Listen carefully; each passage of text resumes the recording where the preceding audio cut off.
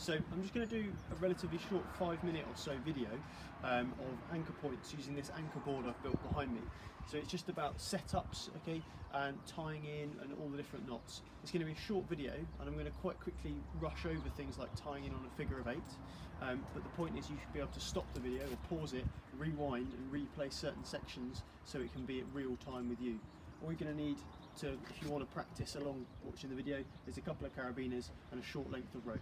Okay, you can do this off the banisters on the stairs. Okay, I might even show a short section of video on the banisters so you can see how you might do it on the stairway.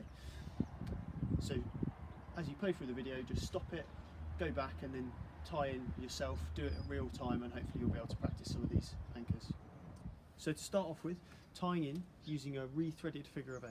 So for me, I need to tie my initial single figure of 8 about this length, so that's my shoulder to the tip of my fingers.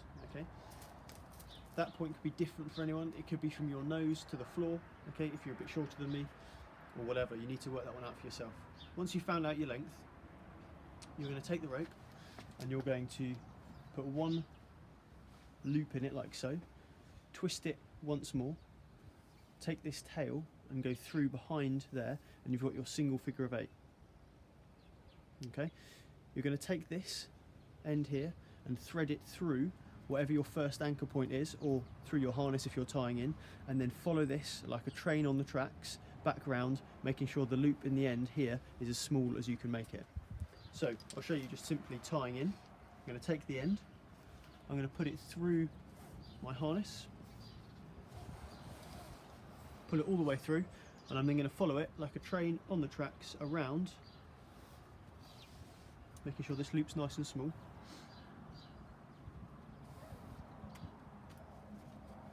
To turn it into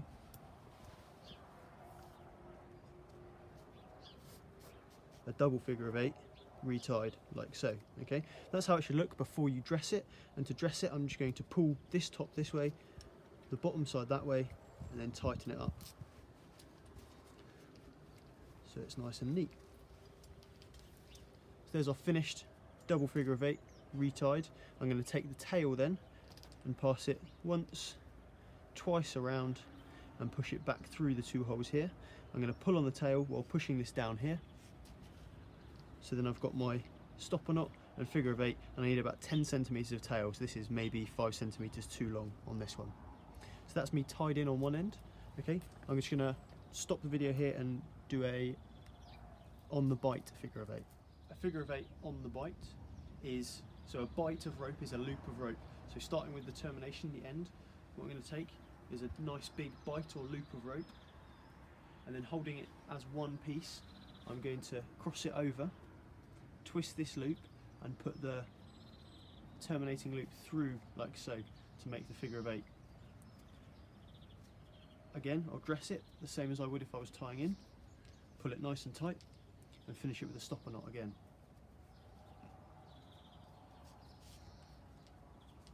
That then is the end of my rope. I can clip into my first anchor point, which could be a sling round a tree or a bolt. So on my board here it's a bolt. Screw the carabiner up and squeeze check it. To build my anchor point, what I'm going to do is put a clove hitch into here, okay, and then equalise it using the centre point. So to tie a clove hitch, the way I teach this is to go take a loop right over left to make your first loop, right over left to make your second loop, right under left to finish it off. The carabiner goes through here, and that's your clove hitch. So screw the carabiner up, pull both ropes, seesawing motion to tighten it up. So what I'm then going to do is decide what direction this anchor is going to be pulled in, so which direction the belayer and the climber are going to pull this in.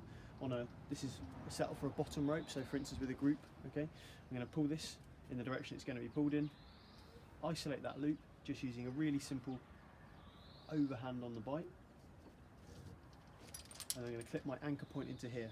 So what I'm going to use for that is 2 identical carabiners, which are going to go in back to back, so they're both facing a different way, both gravity loaded. This purple rope here is going to be our belay rope, okay, the climbing rope that the climber's going to use. So this yellow rope is representing a static rope, and this purple rope is representing a dynamic rope. The rope goes through both identical carabiners, both then screwed up and squeeze checked. And your climbing and your belayer would then be using this just like in an indoor climbing wall, okay? And if they fall off the climber, the weight of this is equally weighted between these two anchor points, okay? So 50% are both anchor points here. That means that these anchors are both less likely to fail and also weighted evenly, so if one of them does fail, it doesn't shock load the other. Okay, so now I'm going to show you how that same top rope style setup is going to be used in a multi-pitch or even a normal single pitch lead climbing sense. So if you imagine I've just led up my climb at the crag, I've got to the top and now it's time to bring my partner up. I need to make myself safe using whatever anchors I've found, okay? So I've found a nice nut placement and a useful bolt over here, okay? That could also be a sling around a tree, a cam, whatever it is. I need to equalise these two things and then belay my partner up on the same rope, so this one yellow rope that I'm using. So what I'm going to do is take my rope here and clip it into the first anchor point. Always screw the carabiner up and obviously give it a squeeze check. I'm going to bring this then back to me here, and my plan is to isolate these anchors so they're both individual, both separate. I'm going to take my HMS carabiner through just the rope loop on my harness that's been created by that figure of 8. And that clove hitch we looked at earlier is going to come in useful now. I'm going to make my clove hitch, attach that to the HMS carabiner, okay, and tighten that. So what I've done there is I've made this nut placement here its own anchor point, so separate. It's going to protect me on its own. Now what I plan on doing is equalising it, okay, with this one over here as another separate anchor point, so both of these together will be taking my weight equally, okay. So all I'm going to do is take that slack end through the bolt carabiner, again screw that up, squeeze check it, and bring that back to the same carabiner, the same HMS, with another clove hitch here, okay. Clove hitch goes in, then this can be screwed up and squeeze checked, okay. And now as I lean this way, if these are equal then good. If one of them, let's say this one's slack and this one's tight, what I need to do is pass the rope from this side through to that side. So just that's okay, so just pushing it through this clove hitch here, okay, and putting a bit more rope in this side, and then when I lean in the direction I want to load the anchor point, they're both equal. So this direction that I want to load the anchor should be the direction that the climber, if they were to fall, would load it, okay, if they're coming up from below me. Then it's really simple, it's just a case of pulling through all the slack in this rope till it goes tight on my climber, and then belaying them from the rope loop here. Okay, so I've pulled through all the rope until it's gone tight on my climber down there, okay, and what I'm going to do is take my belay plate and I'm going to load the rope as normal, and then I'm just going to attach this onto the rope loop here, okay, so just the rope loop, screw the carabiner up, and as I'm belaying my climber up towards me, if she then falls and weights the rope there, then what it's going to do is weight the anchors rather than pull on me. Okay, so I'm just going to show you then from that 2-point anchor system, really simple one, just how you'd adapt that for maybe a 3-point anchor. So starting with my figure of 8 on the bike, okay, with the stopper knot, I'm going to clip that into the first anchor. Okay, and I'm going to bring this loop down to where I think I'm going to want the anchor point to be, and bring it then back up into the second anchor point here.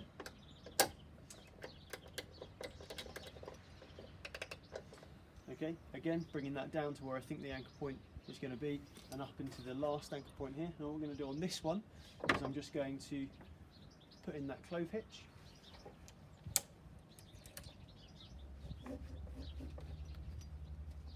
Okay, so at the moment this one here, no clove hitch or no attachment point at all. So what I'm going to do is take these two here and then equalise them by pulling on it, so I can even put my carabiner in there if I wanted to, pull it nice and tight, and at the moment I can still adjust this to whichever direction I want. Okay, so I need to decide which direction it's going to be pulled in, and then isolate that by squeezing it. And I'm just going to use really simple, it's an overhand knot using more than one strand of rope, okay, so we call it a BFK, big fat knot. Take that isolated strand, just one overhand knot, and pull it through like so. Make sure that is nice and neat, and that is then the point where we could put in our 2 identical carabiners, gravity loaded, which is this way around, and back to back, okay, like so.